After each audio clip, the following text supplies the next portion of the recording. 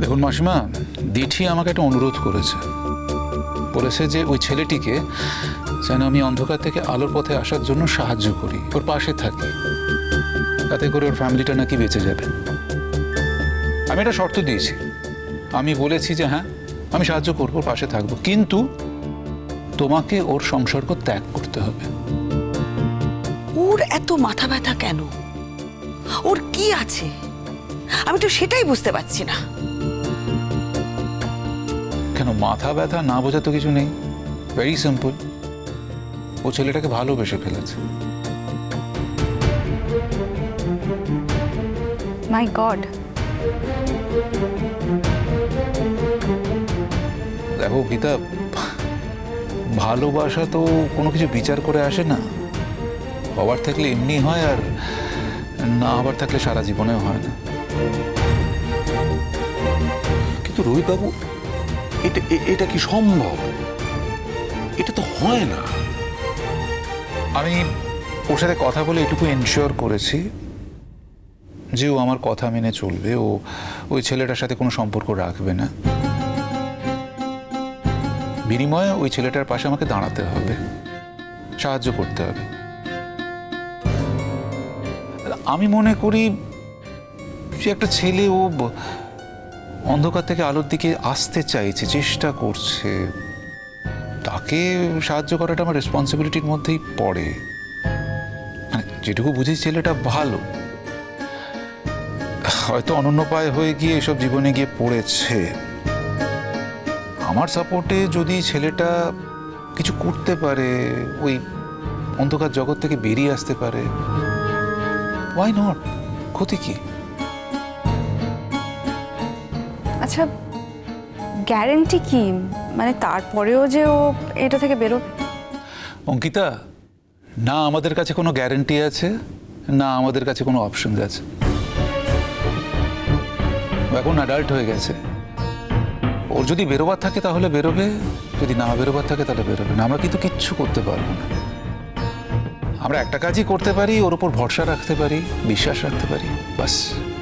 ছি ছি ছি ছি ছি, কি কেলেঙ্কারি করলো বলো দেখিনি। আর লোক পেল না কো? মাসিমা এরকম ভাবে বলবেন না। দেখুন, সবকিছু কি নিয়ম মেনে বিবেচনা করে হয়? আমি ভেবেছিলাম রোহিতদা, আমার এত বিপদ, এত ঝামেলার মধ্যে দিয়ে আমি গেছি, এত ঝড় ঝঞ্ঝা গেছে জীবনের মধ্যে, তারই মধ্যে দিটি পড়াশোনা করুক, লেখাপড়া করে নিজের পায়ে দাঁড়াক, ডাক্তার হোক। আমি এটাও ভেবেছিলাম যে আমি দরকার পড়লে ওর একটা বিয়ে দিয়ে দেবো। এটা কি বলছো তুমি? হ্যাঁ, শ্রীময়ী ওর ক্যারিয়ার আছে পড়ে, আজ বাদে কাল ডাক্তার হবে, ও কত পরিশ্রম করতে হবে, কত খাটতে হবে ওকে। আর তুমি এটা করো না শ্রীময়ী। দেখো, সব শ্বশুর বাড়ি আর সব ছেলে কিন্তু এক হয় না, সবাই ওকে সাপোর্ট নাও করতে পারে। হ্যাঁ, এখন দেখে মনে হচ্ছে ছেলেটা ভালো, বাড়িটা ভালো, কিন্তু পরে গিয়ে ম্যাচ নাও করতে পারে, তখন আরে সবকিছু কি এরকম ভাবে হয় নাকি? তবু আপনাকে বলা রইল রোহিতদা, আপনি যদি ভালো কোনো ছেলের সন্ধান পান, মানে চেনা জানা যদি কোনো ভালো ছেলে থাকে, আপনি বলবেন। আমি সত্যি বলছি, আমি আর টেনশন নিতে পারছি না। আমাকেও তো একটু টেনশন মুক্ত হতে হবে, আমরা তো একটু মুক্তি চাই।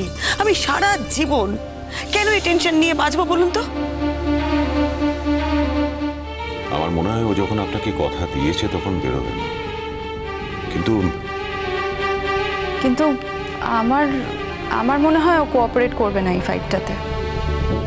ওকে কোঅপারেট করতেই হবে, অন্তত ছেলেটির ভালোর জন্য। বিকাশের সাথে কথা বলে যা বুঝেছি, ছেলেটাকে ওরা অ্যারেস্ট করবে। মানে যেভাবে ও যে নেটওয়ার্কের সাথে জড়িয়ে গেছে, যে গ্যাংটার সাথে ও জড়িয়ে গেছে, এসব এভিডেন্স কিন্তু ওদের হাতে চলে এসেছে। এখন ও যদি কোঅপারেট করে, পুলিশকে সব কিছু খুলে বলে, রাজসাক্ষী হয়, তাহলে হয়তো বেঁচে যাবে। তখন আবার নতুন করে জীবন বাঁচার স্বপ্ন দেখতে পারবে। আমরা যে আর কত বছরকে জেলে কাটাতে হবে ও নিজেও বুঝতে পারছে না।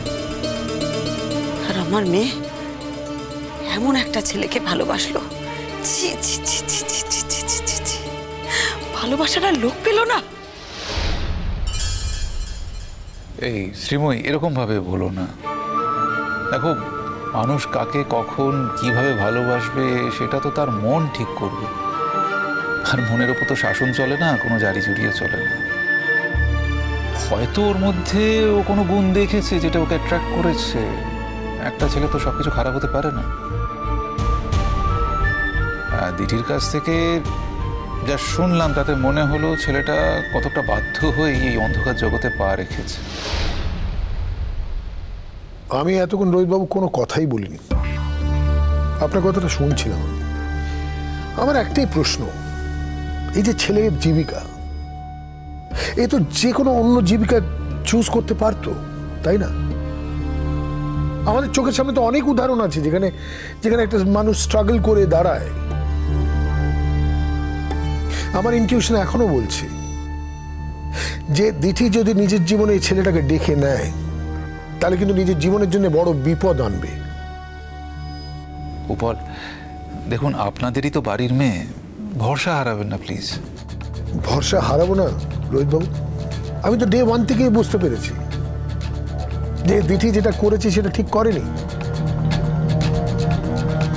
ও তো জানতো ওর মায়ের কি অবস্থা, ওর দাদু, ওর দিদা, এদের কথাও ভাববে না, একবারও ফোন করে জানায়নি। ছেলেটা এতটাই কাছের হয়ে গেল এই কয়েকটা দিনের মধ্যে, একটা ফোন করা প্রয়োজন মনে করলো না ও। আমি এটাই মেনে নিতে পারছি না। হ্যাঁ, ভুল করেছে। আসলে বাচ্চা মেয়ে তো পাকা মাথা নয়।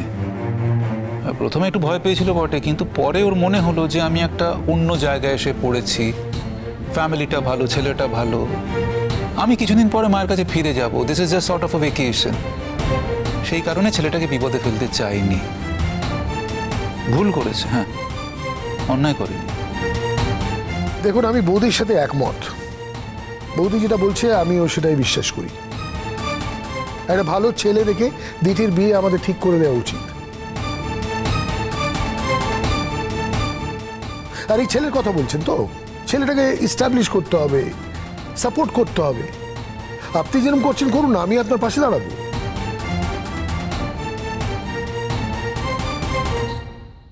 দেখুন, এমনিতেও আমি একটা কথা বুঝতে পেরেছি যে ছেলের মধ্যে তেমন কোনো প্রতিভা নেই যে ওকে আপনি স্বাভাবিক জীবন দিলেন আর ও শাইন করে ফেললো, সেটা হবে না। কিন্তু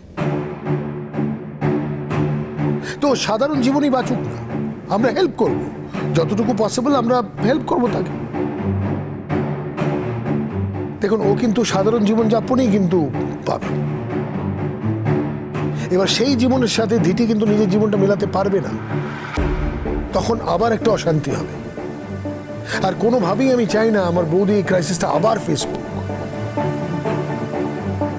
দেখুন, এটা তো বুঝতে পারছেন যে দিঠির বয়স কম, এখন এই প্রবলেমগুলো বুঝতে পারছে না, কিন্তু যেদিন বুঝতে পারবে আমার ভয় করছে যে it will be too late.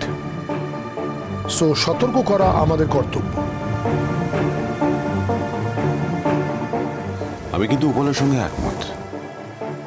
দিঠির second semester প্রায় হয়ে এলো, সামনে পরীক্ষা, থার্ড সেমিস্টার হয়ে যাবে, তারপরে ইন বিটুইন যদি আমরা ওর বিয়ে দিতে পারি পড়াশোনার কোনো অসুবিধা হবে না।